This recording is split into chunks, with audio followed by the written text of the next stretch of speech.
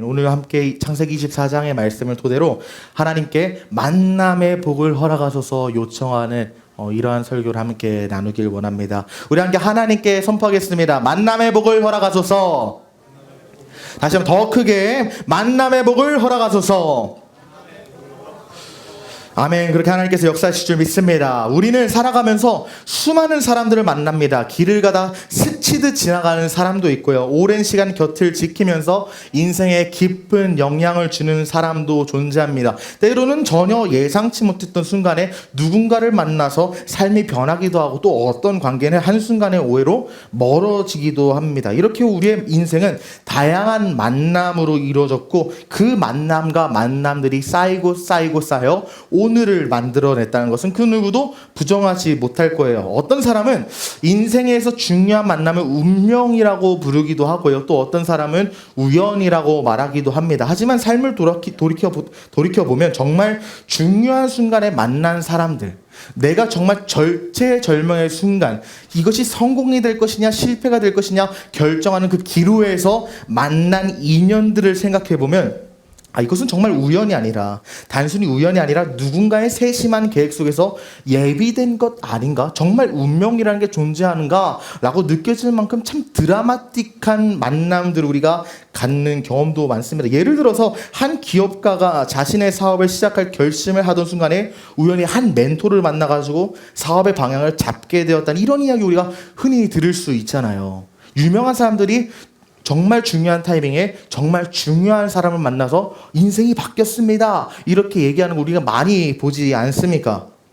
또는 깊은 절망 속에 있을 때 뜻밖의 위로를 건넨 친구 한 사람으로 인해서 내 인생이 바뀌었다, 이런 경험도 상당히 많은 것 같아요. 저 역시도 중요한 순간에 누군가를 만나서 인생이 바뀌었다, 이런 경험들이 많은데 오늘 여러분도 아까 말씀하셨던 것처럼 그런 경험들이 상당히 많을 것이라고 생각해요. 처음에는 의미 없어 보였던 이 만남들이 나중에는 내 인생에 정말 중요한 전환점이 되었고 중요한 포인트가 되었다고 하는 기억들이 여러분에게 다 하나씩 존재할 것이라는 것이죠. 우리는 그 만남이 단순한 우연이 아니라 하나님의 크신 계획 안에 있다는 것을 우리는 우리의 인생을 돌아볼 때 깨닫게 될 수밖에 없습니다. 누군가가 내 인생을 정말 설계한 게 아닐까, 어떻게 이렇게 딱딱딱딱 틀어맞을까라고 여겨질 수밖에 없는 인생을 살아가고 있다는 것이죠. 그렇다면 우리의 만남은 어떻게 이루어지는 것일까요?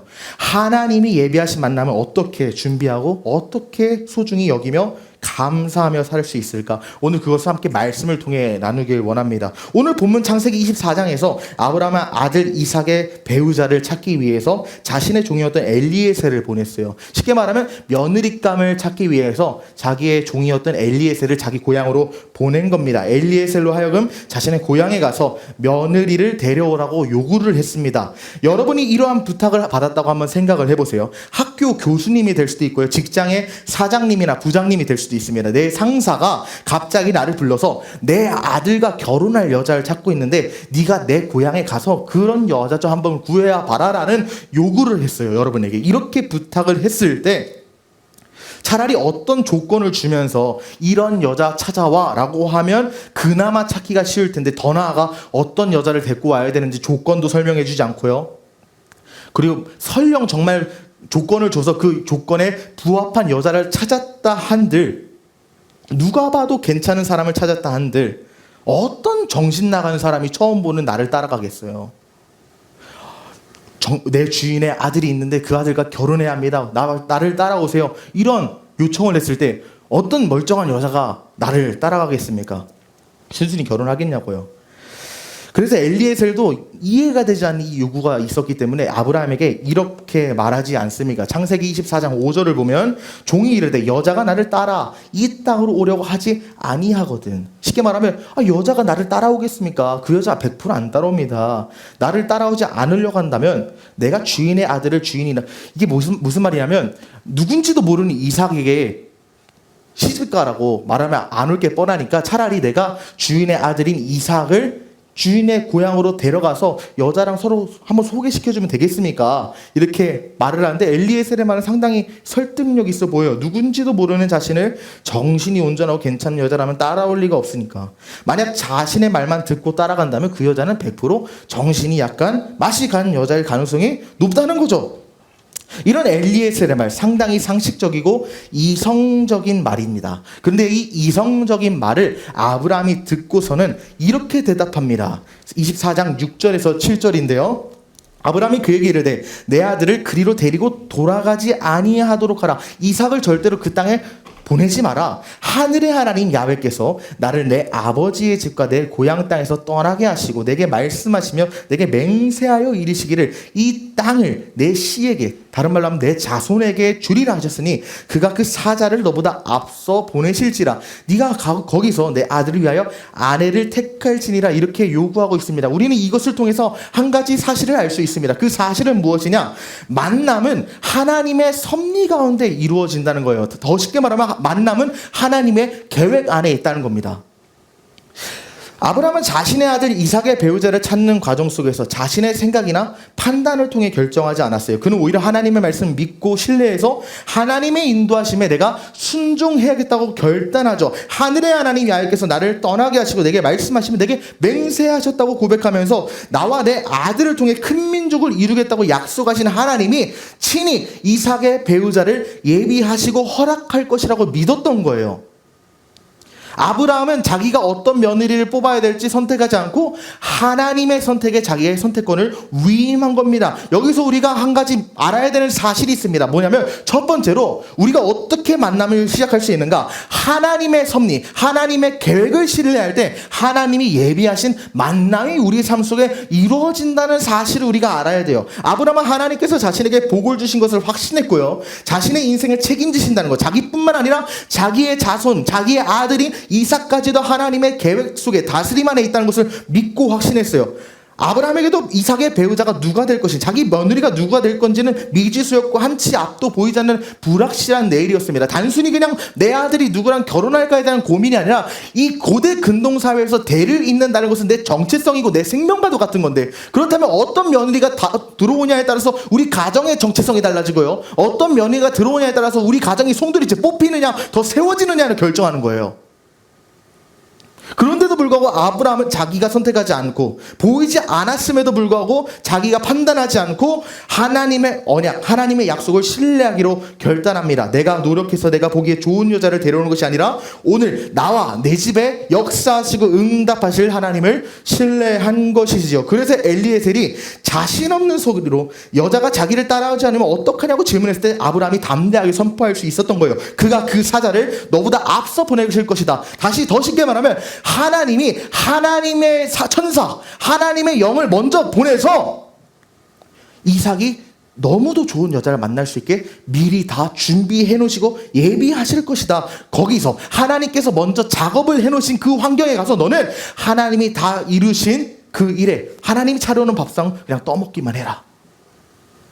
이렇게 엘리에셀에게 요구하는 겁니다. 사랑하는 청년 여러분, 하나님께서 내가 살아갈 모든 삶의 여정 속에서 나보다 먼저 앞서가셔서 내 모든 만남을 준비하시고 허락하십니다. 그렇기 때문에 우리의 삶을 살아가며 갖게 되는 중요한 만남들, 배우자가 될 수도 있고요, 우리가 교회의 이런 성도들이 될 수도 있고요, 친구와 같은 내 인생을 바꿀 이 친구, 이 만남들은 하나님의 계획 안에 있다는 것, 하나님의 섭리 안에 있다는 것이지 결코 우연이나 의미 없는 만남은 존재하지 않는다는 것을 우리가 기억해야 된다는 거예요. 하나님께서 내 인생을 설계하시고 계획하시고 완성시키시면서 내게 귀한 만남들과 귀한 관계들을 허락하신다는 겁니다. 이따 보겠지만 실제로 엘리에셀이 이삭의 아내가 될 리브가를 만나는 모든 장면은 정말로 누가 드라마를 각본 짠 것처럼 설계된 것처럼 착착착 극적인 장면이 연출되고 있어요. 여러분의 인생에 정말 중요한 사람을 만났을 때의 상황들을 한번 생각해 보세요.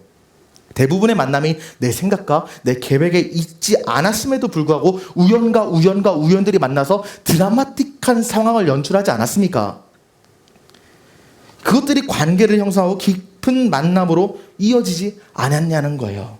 하나님께서 내 인생에 정말로 중요한 만남이 있을 때는 상당히 정교하고 극적인 장면을 계획하신다는 것을 기억하십시오. 그때까지 우리에게 요구되는 것은 하나님의 계획을 믿고 믿고 신뢰하는 거예요. 인간적인 노력만으로 좋은 만남을 만들려고 애쓰기보다 먼저 우리에게 요구되는 것은, 관계를 위해 애쓰는 것도 중요하지만 그보다 먼저 우리에게 필요한 것은 하나님께서 내 인생을 계획하시고 책임지신다. 내 인생이 주님의 손안에 있다. 주님의 계획 안에 나의 인생이 있기 때문에 나에게는 좋은 만남이 있을 수밖에 없다는 것을 신뢰하고 확신하는 것이 필요합니다. 하나님 온 마음 다해 신뢰하십시오. 그분은 온 마음 다해 믿으십시오. 그때 여러분에게 생명과도 같은 생명의 관계들, 생명의 만남들이 생겨날 것입니다.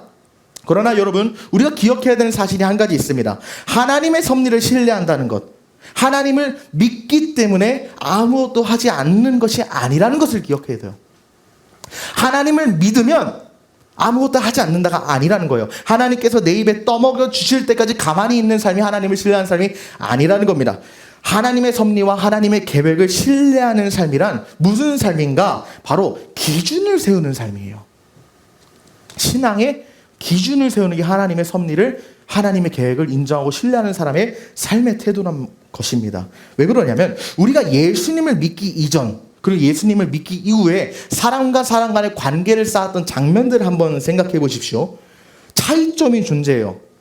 그런데 그 차이점, 많은 차이점 존재하겠지만 가장 큰 차이점은 저는 기준이라고 생각합니다. 신앙이 없는 상태에서 관계를 쌓아갈 때 그 관계는 자신의 필요, 자신의 욕구를 채워지는데 대부분 초점이 맞춰져요. 내가 여자친구를 만나든 어떤 친구를 만나든 예수님 믿기 이전에는 내 감정과 내 정서와 내 결여된 부분들을 채우기 위해 만난다고요. 그러지 않습니까? 친구들 왜 만납니까? 술자리 왜 가요? 내가 채워지지 않은 공허함이 있는데 술자리 가서 술 몇 잔 마시고 여자친구랑 같이 놀러 다니고 여행 가고 이러면 공허함이 조금씩 채워진단 말이에요. 서로를 위한다고, 우정이 있다고, 뭐 연인끼리 사랑이 있다고 말하지만 솔직히 이면에 보면 이기적인 사랑이에요. 내 스스로를 사랑하기 때문에 남을 만나는 게 예수님 만나기 이전의 관계예요. 인간은 감정, 유익, 취향 또는 환경적인 요인에 따라 사람을 만나고 관계를 형성해요. 그러다 보니까 이 관계 속에서 자신의 기대를 충족시키지 못하거나 상황이 변하면 그 관계가 쉽게 멀어지고 깨집니다. 기준이 나이기 때문에 내 기준이 충족하지 않으면 관계가 깨진다는 거예요. 그러나 예수님을 믿은 이후에 우리의 삶을 한번 보십시오. 예수님을 믿은 이후에 관계의 기준점이 달라지는 것을 우리는 우리의 인생을 들어서 볼 수 있습니다. 우리의 만남과 관계는 단순히 개인적인 유익이나 나의 욕구를 채우기 위한 게 아니라 하나님의 뜻과 목적이 이 관계에서 이루어져야 된다는 기준이 생긴다는 거예요. 우리의 모든 관계는 하나님의 계획과 섭리를 인식하게 된다는 거예요. 아브라함에게 있어서 며느리를 찾는 것은 단순한 문제가 아니라는 것을 아까 말씀드렸잖아요. 그저 자신의 대를 잇는 가문의 영광을 더 창대하게 하는 것이 기준이었다면, 정말 그냥 남들에게 드러내고 내 욕구를 채우는 것만이 그의 기준이었다면, 그는 며느리를 뽑을 때 수많은 조건을 내세우면서 각을 재고 계산을 했었어야 됐어요. 그 며느리의 가문은 어떻게 되고, 그 며느리의 뭐 남매, 자매 관계는 어떻게 되고, 재산은 어떻게 되고, 이거를 계산해야지 우리 가정이, 우리의 가문이 창대해지는 거기 때문에 수많은 기준을 만들어야 됐다고요. 그런데 아브라함은요, 자신의 욕심에 따른 기준을 세우지 않고 신앙의 기준, 믿음의 기준을 확고히 했습니다. 어떤 사람을 만나야지 하나님이 기뻐하실까? 어떤 사람을 만나야지 하나님께서 영광을 받으시고 영화로움을 받으실까라는 이것이 선택의 기준이 됐다는 거예요. 그렇기 때문에 아브라함은 자신이 기준을 세워서 며느리를 찾는 것이 아니라, 아무 곳에 가서 그냥 며느리를 찾는 게 아니라 자신의 고향 땅으로 종을 보냅니다. 그리고 그곳에서 하나님을 아는 여자를 만날 수 있도록 기도하는 것이죠. 여러분, 모든 만남이 중요하지만 특히 결혼과 같은 인생의 결정적인 만남에서 하나님의 가치관, 하나님이 주신 신앙의 가치관과 하나님이 주신 기준을 따르는 것이 너무나도 중요한 것을 기억해야 돼요. 단순한 감정이나 환경이 아니라 하나님의 뜻과 신앙의 원칙이 내 인생의 중심이 되고 기준이 되어야 된다는 것입니다. 단순히 이 사람 만나는 것이 내 감정인지 아닌지를 먼저 분별하십시오. 이 관계를 통해서 하나님께서 영광 받으실 수 있는가, 이것을 날마다 우리가 물어보면서 관계를 가져야 된다는 거예요. 이것이 우리의 기준으로 확고히 세워질 때 우리의 삶의 풍성한 만남들이 그제서야 시작됩니다. 그러나 저는 동시에 여러분에게 또 말씀드리고 싶은 게, 이것은 단순히 하나님을 안 믿는 사람을 만나지 말라, 주변의 불신자들과 관계를 다 끊어, 이걸 말하는 게 아니라는 거예요. 여러분은 생명의 빛을 가슴에 품고 사는 사람들이에요. 여러분 안에 예수님이 계시다고요. 그렇다면 여러분이 맺고 있는 모든 인간관계가 하나님이 영광 받으시냐 안 받으시냐의 그거는 불신자에게 여부가 달려있지 않습니다. 이 어두운 방이 밝혀지느냐 어두워지느냐의 그 차이를 만드는 것은 빛을 가진 자의 여부예요. 어두운 사람이 있으면 어떻게 방을 밝게 비춥니까? 내게 빛을 갖고 있기 때문에 이 빛을 어떻게 활용하느냐에 따라서 이 공간이 밝아지느냐 어두워지는가를 결정한 거 아닙니까? 불신자와 나와의 관계 속에서도 내가 그리스도의 빛을 갖고 있기 때문에 그 관계를 통해서 하나님께서 영광 받으시느냐, 그 관계가 빛나서 하나님께서 영화로움을 받으시느냐의 여부는 나에게 달려있다는 거예요. 예수 믿지 않는 분들과 함께할 때 그들이 여러분을 통해 하나님을 보고 예수님의 사랑을 경험하게 해야 된다는 겁니다. 온유와 겸손과 희생으로 살아가십시오. 신앙, 거룩한 신앙의 기준을 세우는 것은 남과 나 사이를 구분하는 것이 아니라 내 삶을 구별하는 거예요. 남과 나를 구분하는 게 아니라 내가 더 거룩하게 살기 위해서 내 스스로를 구별시키는 게 바로 신앙의 기준이라는 것을 기억해야 합니다. 세 번째 우리가 볼 것은 인내할 때 만남이 시작된다는 겁니다. 만남에는 순종과 인내가 필요하다는 거예요. 아브라함의 좀 엘리에셀은 즉시 순종하여 길을 떠났어요.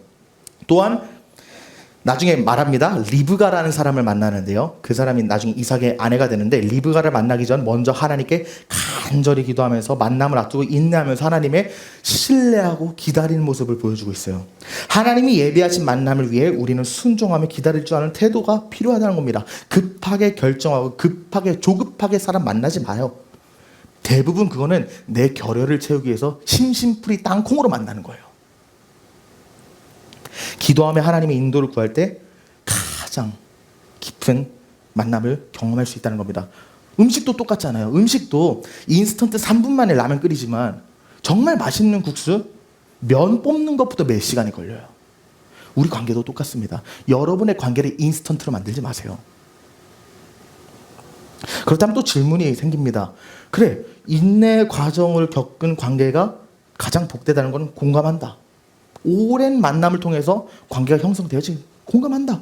그런데 그 인내의 과정을 어떻게 지나야 되는 것이라는 의문이 듭니다. 이 인내의 과정 어떻게 지나야 할까요? 좋은 사람을 찾기 전에 내가 먼저 좋은 사람이 돼야 됩니다. 왜 그런가요? 창세기 24장 10절을 보니까 이에 종이 그 주인의 낙타 아브라함입니다. 아브라함의 낙타 중 10필 10마리를 끌고 떠났는데 곧 그의 주인의 모든 좋은 것을 가지고 메소보다미아로 가서 나홀의 성에 이르러 아브라함의 엘리에셀이 빈손으로 가서 며느리감을 구해오라고 명하지 않았습니다. 오히려 아브라함은 자신의 종 엘리에셀이 신부를 극진히 맞이할 수 있도록 자신의 가장 귀한 예물을 다 줬어요. 이것이 무엇을 뜻합니까? 우리의 삶 속에서 존귀한 만남을 원합니까? 그렇다면 단순한 바람으로 끝낼 것이 아니라 존귀한 만남을 원하는 만큼 나도 존귀한 사람이 되어야 된다는 것을 뜻해요. 다시 말해서 좋은 사람 만나고 싶습니까? 그러면 여러분이 먼저 좋은 사람이 되라는 거예요. 제가 총신대학교에 있었을 때 제가 아버지처럼 생각하는 은사 대신 조직신학 교수님이 한 분 계세요. 지금도 학교에서 강의하시고 정년퇴임이 얼마 안 남았는데 이런 말씀을 하셨습니다. 신학생들 특히 남자 전도사들 너희 배우자 기도하는 건 내가 다 아는데 뭐 남자 전도사뿐만 아니라 여학생들도 배우자 기도하지만 그래 배우자 기도하는 거 좋다 해라. 하나님한테 어떤 배우자 주십시오 기도해라. 필요하다. 그런데 제발 부탁인 게 야 너희 기도하면서 그렇게 조건 좀 달지 말아라. 배우자 기도 제목 보면 야 너 배우자 기도한다며 너 무슨 기도 제목이 있어? 내가 물어보면 하나님 저는 이러이러한 사람 원하고요 그 배우자가 이러한 점은 좀 없었으면 좋겠어요. 뭐 예를 들어서 하나님 저는 온유한 사람 돈 많은 사람 원하고요 그 사람이 좀 까칠스럽지 않았으면 좋겠습니다. 뭐 이런 기도를 많이 한다는 거예요. 이런 기도들이 대부분인데 너희는 정작 그 기도의 조건대로 살고 있냐? 겸손한 사람 찾기 전에 네가 먼저 겸손한 삶을 살고 있냐? 온유한 사람 찾기 전에 너는 너 스스로 감정 절제하면서 평화로운 일상을 보내고 있느냐? 그것을 점검해야 되지 않을까? 기도하지 말라는 것이 아니다. 기도는 해야 되지만 어떤 배우자를 주십시오 기도하기보다 먼저 앞서서 기도해야 되는 것은 내가 어떤 배우자가 되겠습니다. 이것을 결단하고 기도하는 것이 필요하지 않겠냐 이런 말씀을 하시더라고요. 우리는 좋은 사람을 찾고 있습니다. 좋은 만남을 갖기 원합니다. 그러나 그에 앞서 나는 상대방에게 정말로 좋은 사람입니까? 일생일대 내 인생을 바꿀 사람을 원합니다. 그런데 나는 누군가에게 인생을 바꿀 만한 영향력을 가진 사람이 되고 있습니까? 나를 만난 이들이 나를 만나서 너무 좋다 생각할 만한 삶을 살고 있습니까? 여러분이 존귀한 만남을 갖고 존귀한 사람을 만나기 위해서는 먼저 여러분이 존귀한 사람이 되어야 된다는 겁니다. 갈라디아서 6장에서 그래서 우리에게 이렇게 말하고 있죠. 사람이 무엇으로 심든지 그대로 거둔다. 여러분이 여러분의 관계에서 인내를 심고 온유를 심으면 인내와 온유의 성품을 가진 사람들이 올 거고요. 사랑을 심으면 사랑의 성품을 가진 사람이 올 겁니다. 하지만 여러분이 급하고 차가운 것을 심으면 급하고 차가운 사람밖에 주변에 남지 않아요. 밭에 수확씨를 뿌렸는데 호박이 나오지 않는 것처럼 내 삶에 존귀한 것들을 뿌리고 심으면 존귀한 열매가 나올 수밖에 없다는 겁니다. 그렇다면 존귀한 사람이란 어떤 사람일까?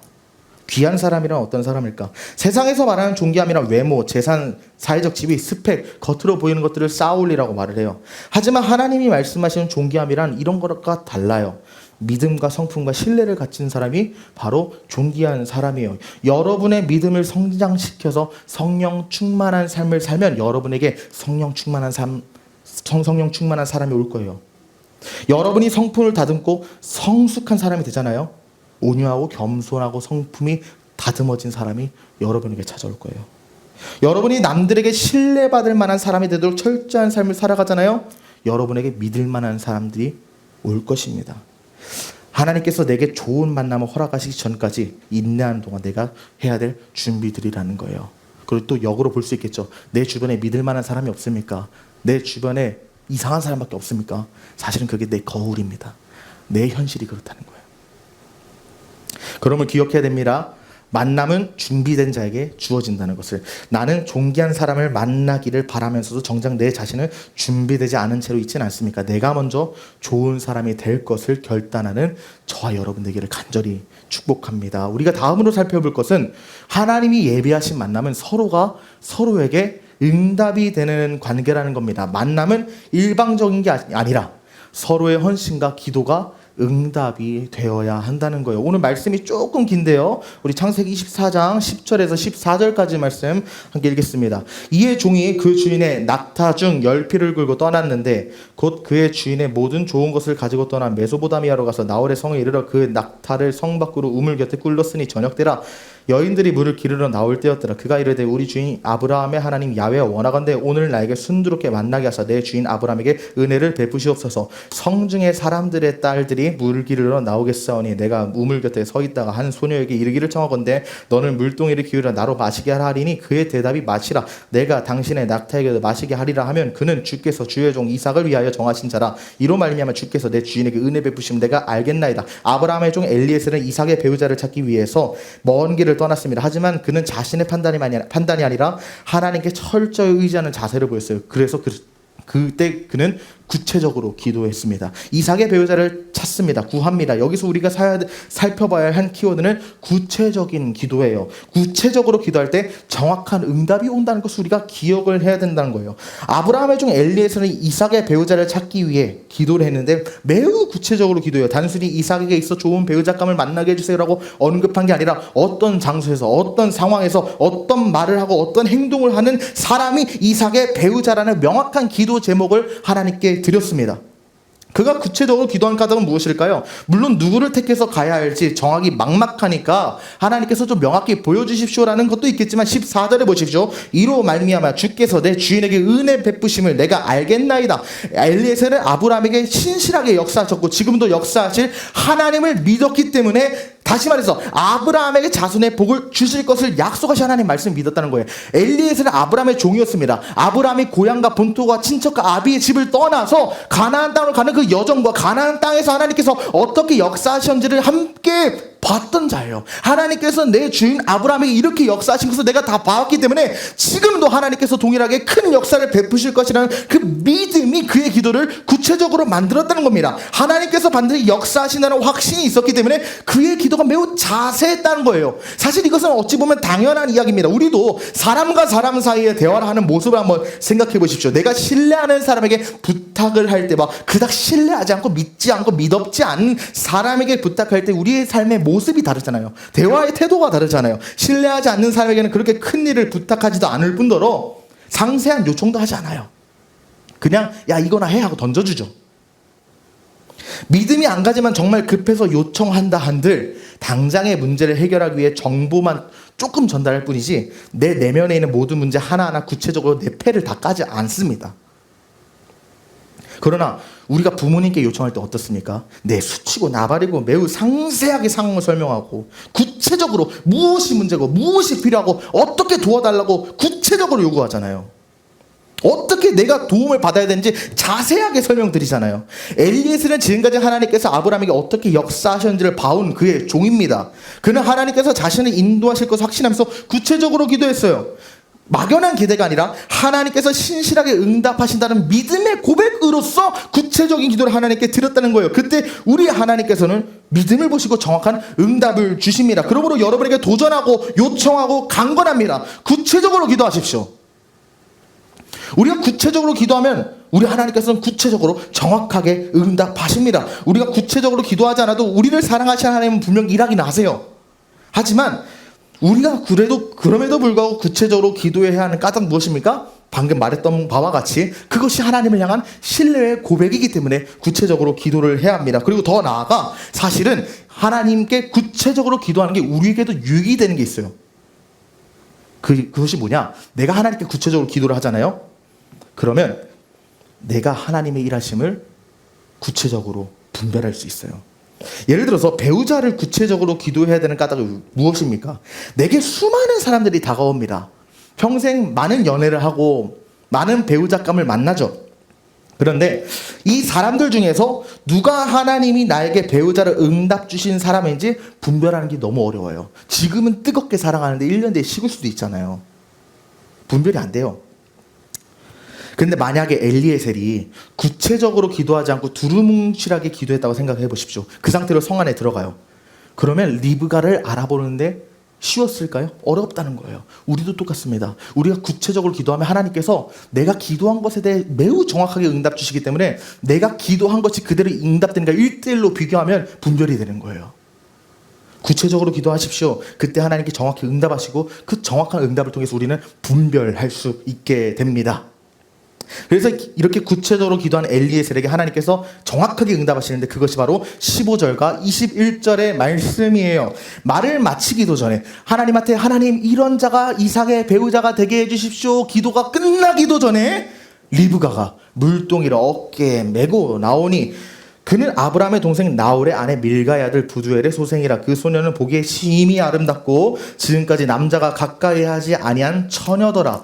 그가 우물로 내려가서 물을 그 물동이에 채워가지고 올라오는지라. 종이 마주 달려가서 이르되 청하건대 내 물동이의 물을 내게 조금 마시게 하라. 그가 이르되 내 주여 마시소서 하며 급히 그 물동이를 손에 내려 마시게 하고 마시게 하기를 다하고 이르되 당신의 낙타를 위해서도 물을 길러 그것들도 배불리 마시게 하리이다 하고 급히 물동이에 물을 구유에 붓고 다시 기르려고 우물에 달려가서 모든 낙타를 위해 깃는지라. 그 사람이 그를 묵묵히 주목하며 야훼께서 과연 평탄한 길을 주신 여부를 알고자 하였더니. 아까 뭐라고 했습니까? 아까 했던 요구는 하나님 내가 물을 달라고 요구했을 때 나에게도 물을 주지만 내 낙타에게도 물을 주는 자가 이삭의 배우자가 되게 해달라고 엘리에셀이 기도했는데 기도가 마치기도 전에 리브가가 와서 물을 주고 낙타에게도 물을 준 거예요. 정확한 응답이 왔죠. 우리가 여기서 봐야 될 게 뭐냐? 하나님께서 응답을 주실 때 정확한 응답을 주시는 것도 우리가 봐야 되지만 일방적으로 한쪽에만 응답 주시는 건 아니라는 것도 우리가 봐야 돼요. 단순히 엘리에셀이 하나님 응답하셨어 이것만으로 관계가 맺어진 게 아니에요. 리브가 쪽에서도 응답이 된 게 하나 있어요. 내 삶에서 헌신할 때 응답이 따라온다는 사실을 기억하십시오. 리브가는 우연히 선택된 사람이 아닙니다. 그녀는 이미 하나님 앞에서 섬김과 헌신의 삶을 살아온 사람이에요. 그것이 어떻게 나올까요? 성경에 나오지 않아요. 리브가가 엘리에셀을 만나기 전에 어떤 삶을 살았는지는 나오지 않지만 사실 이 이야기의 정황만 봐도 이 사람이 얼마나 헌신적이고 섬김의 삶을 살았는지를 우리가 볼 수 있어요. 왜 그러냐면 어떤 해석을 보니까 낙타 한 마리가 한 번 물을 마실 때 얼마나 마시는지 아세요? 얼마나 마실 것 같아요? 사막이니까 물 한 번에 많이 마시긴 할 텐데 얼마나 마실까요? 보니까 낙타 한 마리가 물 한 번 마실 때 100리터를 마신대요. 100리터. 100리터요. 100리터. 생수 한 병 큰 거 1리터짜리 100개를 마신다고요. 그런데 엘리에셀이 낙타 몇 필 데리고 왔다고요? 10필, 10마리를 데리고 왔어요. 리브가가 10마리를 물 다 마신 거예요. 몇 리터입니까? 1톤이에요, 1톤. 1톤이라면 하면 여러분 현실성이 떨어지죠. 건물 위에 있는 물탱크 파란 거 있죠. 그게 1톤이에요, 보통. 물을 막 퍼다 나른 거예요. 아리따운 여자라고 하는데 등치가 그렇게 크지 않은 거예요. 아리따운 매우 작은 여자가 물을 1톤을 퍼내놨다는 겁니다. 우리가 이것을 봤을 때 우리가 알 수 있는 게 있어요. 이것이 의미하는 바가 뭔가요? 여러분, 평소에 섬기지 않는 사람이 특별한 순간에 섬길까요? 아니요. 평소에 섬기지 않는 사람은 특별한 순간에 더 안 섬겨요. 그런데 부탁하지도 않은 낙타를 위해 1톤이나 되는 물을 자원해서 푼 게 그녀가 평소에 얼마나 섬김의 삶을 살았는지 우리가 볼 수 있는 대목이 아닙니까? 자원해서 내가 낙타도 먹일게요. 평소에 인품과 인성이 단련되지 않은 사람이라면 결코 이런 행동하지 않아요. 그녀는 앞서 말한 것과 같이 자신의 삶을 존귀한 삶으로 만들었던 사람이었어요. 자신이 먼저 희생하고 헌신하며 섬기는 삶을 살았습니다. 온유한 인생을 살았던 것이죠. 그러한 그녀의 삶에 어느 날 이삭이라는 하나님의 사람이 왔습니다. 하나님께서 허락하셨어요. 이삭은 성경을 보면 평생 형통하고 존귀한 삶을 산 사람입니다. 오늘날로 말하면 1등 신랑감이, 얼굴도 잘생기고 돈도 많고 인품도 좋은 완전한 1등 신랑감이에요. 이런 면을 봤을 때 리브가는 내 평생의 삶을 존귀하게 산, 내가 하나님 앞에서 헌신하고 내가 하나님 앞에서 희생하고 섬기는 삶을 살았는데 하나님이 그 삶을 보시고 응답하사 좋은 배우자로 응답하신 거예요. 리브가에게 있어서도. 엘리에셀에게 있어서 잠시 했던 기도의 응답이 리브가였다면 리브가에게 있어서 엘리에셀을 통한 이삭은 자신이 평생 헌신하고 섬기고 존귀한 삶을 살았던 자신의 삶을 돌아보신 하나님의 응답이었다는 겁니다. 어찌 보면 엘리에셀이 받았던 응답보다 더 크고 값진 응답이라고 해도 무방해요. 그러므로 여러분, 우리가 기억해야 되는 사실 뭡니까? 만남은 쌍방향의 과정이라는 거예요. 만남에는 목적이 있습니다. 하나님이 우리의 삶에 중요한 순간마다 사람을 만나게 하시고 그 만남을 통해 우리의 삶을 인도하시는데 나 혼자 응답을 바라는 게 아니라 내가 응답받았다면 그 사람도 하나님께 응답받아야 된다는 겁니다. 나는 하나님의 응답을 기다리기만 하지 말고 누군가의 응답이 되는 삶을 또 살아야 된다는 것이죠. 제가 참 이런 대목에서 감동이 됐던 것 중에 하나가 제가 총신대에 있었을 때 그때 당시에 장로교 합동 총회장님이 설교를 하러 오셨는데 전 기대를 안 했어요. 설교를. 보통 총회장님이 설교 못하시는 총회장이 좀 있어요. 유튜브에서 삭제해야 되는데 기대를 정말 안 했어요. 쓸데없는 소리 하고 가는 거 아니야 이러고 그냥 걱정하면서 오히려 예배를 드렸는데 제 가슴을 울렸던 말이 하나 있었어요. 전도사님들 기도 열심히 하고 말씀 열심히 읽으십시오. 근데 그 뒤에 했던 말이 뭐였냐면 지금도 어느 교회에서는 좋은 담임 목사 모시겠다고 몇십 년째 기도하는 권사, 장로, 집사님들이 있습니다. 20년이 지나고 30년이 지나면 그들의 기도의 응답이 여러분의 삶이 될 것입니다. 그분의 기도의 응답답게 살아가십시오. 말씀하시더라고요. 우리의 삶은 누군가에게 응답이 되는 삶입니다. 여러분이 존귀하게 살아야 되는 이유는 날 사랑하는 사람에게 더 값진 응답이 되기 위해서 내가 존귀한 인생으로 바뀌어야 돼요. 하나님의 응답을 준비하고 또 그 응답을 살아내는 인생을 사십시오. 우리가 마지막으로 살펴볼 것은 하나님이 맺으신 관계는 그 속에서 하나님이 드러난다는 것을 기억해야 합니다. 하나님께서 예비하신 만남은 단순히 인간적인 친분을 넘어서 하나님의 뜻과 목적 속에서 더 견고해지는 관계로 발전하게 돼요. 엘리에셀이 리브가를 만났을 때 단순히 좋은 사람 만났다라고 생각하지 않았어요. 그는 이 만남이 하나님의 응답의 결과임을 인정하면서 하나님께 찬양을 드립니다. 26절 27절에 이는 그 사람이 머리를 숙여 야훼께 경배하고 이르되 나의 주인 아브라함의 하나님 야훼를 찬송하나이다. 나의 주인에게 주의 사랑과 성실을 그치지 아니하였사오며 야훼께서 길에서 나를 인도하사 내 주인의 동생 집에 이르게 하셨나이다 아니라. 하나님이 주신 만남 속에서 하나님께 감사하고 찬양할 때 그 관계가 더욱 단단해지고 하나님의 하나님의 뜻을 이루는 도구가 됩니다. 하나님을 인정할 관계는 흔들리지가 않아요. 왜 그러냐? 우리 첫 번째로 보겠습니다. 하나님을 중심에 둔 만남을 흔들리지 않습니다. 세상의 관계는 감정이나 이해관계에 따라 변해요. 어떻습니까? 이 사람은 나에게 잘해주니까 좋은 관계를 인식하고요. 이 사람 나를 실망시켰으니까 이 관계는 나쁜 관계라고 인식하는 게 세상이 말하는 관계예요. 그러나 하나님이 기준된 관계 어떻습니까? 이 만남을 하나님께서 허락하셨다. 좋든 싫든 하나님께서 허락하신 만남이기 때문에 내가 잘 다스려야 한다. 하나님의 뜻을 이루기 위해서는 우리는 함께 기도하고 함께 노력해야 된다. 이 기준이 우리의 관계를 더욱 견고하게 만든다는 겁니다. 사람의 관계에서 나의 감정과 나의 생각이 기준이 되면 내 생각과 다른 순간의 관계는 깨져요.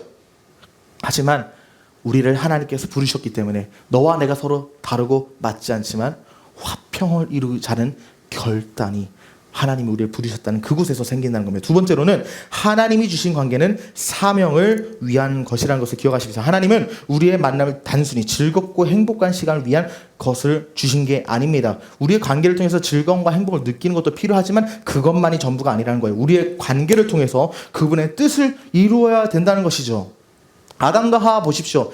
아담과 하와, 하나님이 아담에게 하와를 허락하실 때 허락하신 첫 번째 이유, 아담이 혼자 있는 것을 보기 좋지 않았기 때문에 아담에게 행복과 즐거운 삶을 위해서 짝을 허락하셨습니다. 동시에 아담에게 그 관계를 통해 행복할 것을 명함과 동시에 또 명하신 게 뭐냐? 그 둘의 관계를 통해 생육하고 번성하고 땅에 충만하여 다스리라 하셨어요. 하나님의 통치를 이 땅에 실현시키는 존재, 사명을 주신 거예요.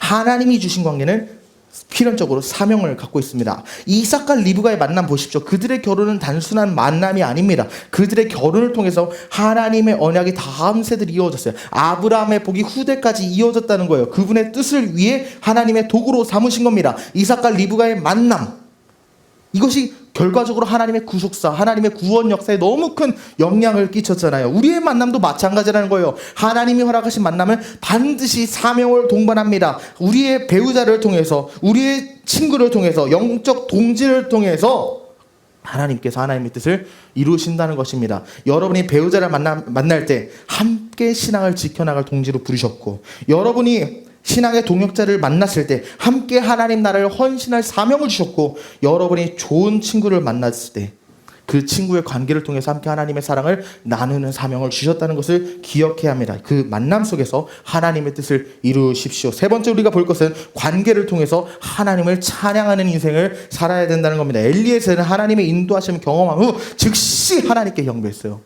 이곳까지 인도하신 하나님 야훼를 찬송하나이다, 경배했어요. 그는 자신의 능력이 아니라 하나님의 역사하심으로 모든 일이 이루어졌음을 인정했다는 거예요. 우리도 하나님이 주신 관계 속에서 하나님을 드러내야 된다는 것입니다. 저한테 이런 질문한 사람이 있었어요. 배우자가 하나님이 예정하셨습니까? 예정하지 않았습니까? 라는 질문을 했어요. 저는 뭐라고 말했냐면, 그거는 결혼하기 전과 후로 나눠야 된다. 결혼하기 전에는 누가 하나님께서 예정하신지 모르기 때문에 내 주변에 있는 지금 현재 있는 사람에게 최선을 다해라. 그 사람이 하나님이 예정할 사람일 가능성이 제일 높기 때문에. 하지만 확정된 사실은 아니다. 깨질 수도 있다. 하지만 결혼 후에는 다르다. 결혼 후에 성경에서 뭐라고 말합니까? 하나님께서 둘을 하나로 맺으신 것을, 결혼을 깨뜨릴 자가 없다고 하잖아요. 하나님이 맺어주신 관계잖아요. 결혼 후에는 이 배우자가 하나님이 붙여주신 내 배우자입니다라는 고백을 해라. 하나님이 예정하신 배우자라는 것을 고백해라. 신앙의 고백을 해라. 그럴 때 배우자의 아름다운 모습을 보면서 하나님을 찬양하게 될 겁니다. 배우자의 연약한 모습을 볼지라도 하나님께서 그 연약함을 채우라는 것으로 부르셨구나는 그 사실을 깨닫게 될 거예요.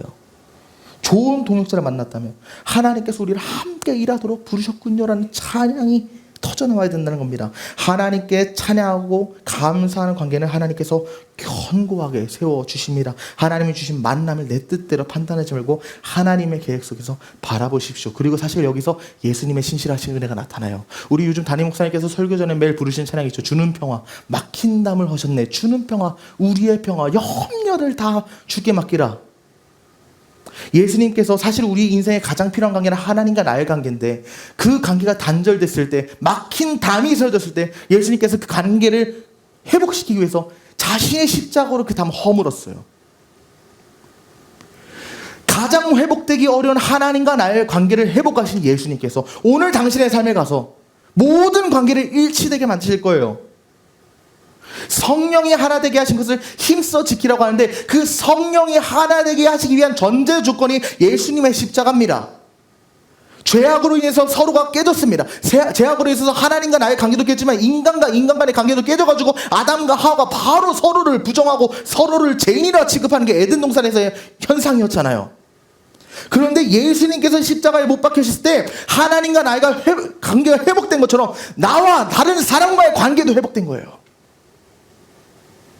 우리의 관계는 예수님을 통해서 하나 되고 예수님을 통해 하나 됐다는 것을 찬양하는 게 바로 우리 그리스도인의 삶이 되어야 된다는 겁니다. 내 뜻과 내 생각과 내 마음과 판단으로는 저 사람 품을 수도 없고 사랑할 수도 없지만 주님이 자기의 몸을 찢어서 저 사람과 내 사이에 다리를 놓으셨어요. 그 사랑 가운데서 우리는 하나 될 수 있다는 겁니다. 예수를 통해서 하나 되시고 예수를 통해서 그 관계를 유지하십시오. 그때 여러분의 모든 관계는 하나님을 향한 찬미의 제사로 바뀌게 될 것입니다. 말씀을 맺습니다. 오늘 우리 삶 속에서 만남은 결코 우연이 아니라 하나님 섭리 가운데 이루어지는 축복이라는 사실을 우리가 알게 됐습니다. 하나님이 이삭의 배우자를 찾는 과정에서 자신의 지혜나 판단이 아니라 아브라함이 이삭의 배우자를 찾는 과정에서 자신의 지혜와 판단이 아니라 하나님의 인도하심을 온전히 신뢰했던 것처럼 우리도 중요한 만남 앞에서 하나님의 뜻을 구하고 기도하는 태도가 너무도 중요합니다. 좋은 만남을 원하십니까? 좋은 사람이 먼저 되십시오. 신앙의 기준을 세우고 하나님께서 예비하신 때를 인내하며 기다리십시오. 그리고 또 구체적으로 기도하십시오. 엘리에셀이 구체적으로 기도했을 때 하나님께서 정확히 응답하셨고 리브가는 평생 섬김과 헌신의 삶의 결과로서 하나님이 응답하시사 좋은 배우자를 허락하셨어요. 우리의 만남이 하나님의 뜻을 이루는 도구가 될 때 그 관계는 흔들리지 않습니다. 견고해집니다. 하나님이 주신 관계 속에서 감사와 찬양이 넘칠 때 우리는 하나님의 놀라운 계획 속에 살아가게 됩니다. 그리고 그것은 예수 그리스도를 의지할 때만이 가능해요. 그러므로 우리의 모든 만남을 하나님의 손에 맡기고 하나님을 신뢰하며 주어진 관계 속에서 하나님의 뜻을 이루어가는 삶을 살아가는 저 여러분의 삶이 되기를 간절히 축복합니다. 사실 제가 미리 준비한 찬양, 주보에는 다른 찬양일 거예요. 미리 준비한 찬양이 있었는데 좀 다른 찬양 해야겠다. 우리가 좀 아는 찬양으로 한번 해보고 싶다. 근데 특별히 관계에 대한 건데 있는 관계를 더 풍성히 하는 것도 필요하지만 우리가 이제 청년의 때니까 좋은 만남을 갖는 게 너무 필요하겠더라고요. 좋은 스승을 만나야 되고 좋은 배우자를 만나야 되고 좋은 평생의 친구를 만나야 돼요. 근데 그것을 생각했을 때 염려가 되지 않습니까? 내가 결혼할 수 있을까? 저도 그런 고민이 들어요. 내가 결혼할 수 있을까? 나 또라이인데 누가 날 품어줄까? 라는 생각도 하고 근심이 됩니다. 좋은 성도 내가 나중에 개척한 만날 수 있을까? 이런 고민도 들어요. 저도. 우리 민서 이번에 새로 학교 가는데 좋은 친구 만날 수 있을까? 나도 이번에 학교 새로 갔잖아요. 들어요. 그런 고민이. 나 혼자 밥 먹어요 요즘. 그런데 그런 고민들이 우리가 드는 순간순간인데 주님 뭐라고 말하십니까? 너 염려하지 않아도 내가 있을 거 알아. 그래서 우리 함께 찬양하기 원하는데요. 우리 온 마음 다해 함께 찬양하기 원합니다.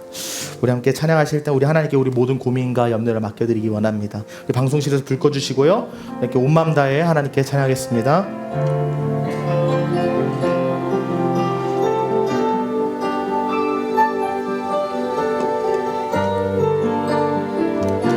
주님과 함께하는 이 고요한 시간,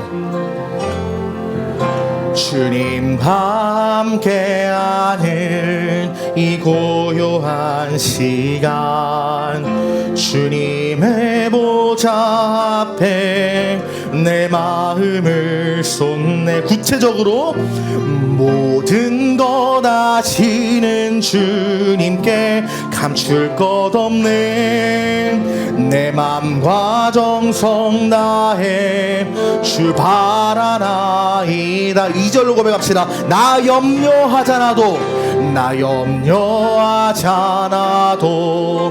내 쓸 것 아시니 나 오직 주의 얼굴 구하게 하소서.